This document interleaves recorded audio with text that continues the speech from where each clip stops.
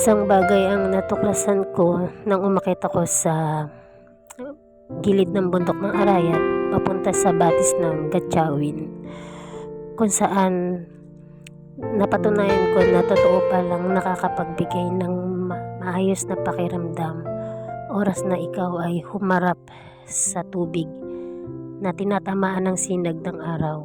At kapag pumikit ka ay makikita mo ang refleksyon sa iyong mga mata. Una ay kulay pula at makikita mo ang sinag ng araw na nagdudulot ng kapayapaan sa iyong puso.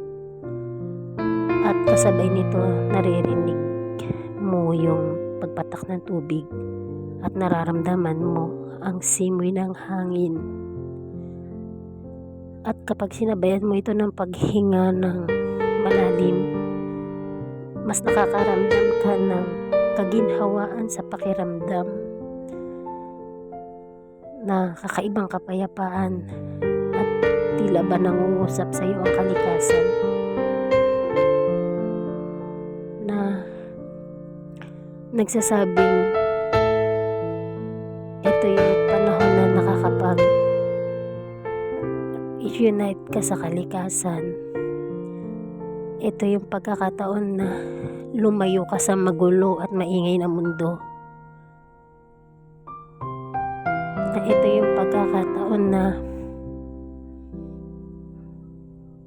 parang lalabas mo yung kabigatan ng iyong kalooban sa samot-saring hinaharap mo na problema at pagsubok sa buhay. Doon mo mararamdaman yung kalikasan ang ginawa ng Diyos para sa atin ay isang halimbawa ng pagmamahal niya sa atin, na hinanda niya ang magandang kalikasan na ito na hindi natin nabibigyan ng pansin dahil sa sobrang abala natin sa mundo.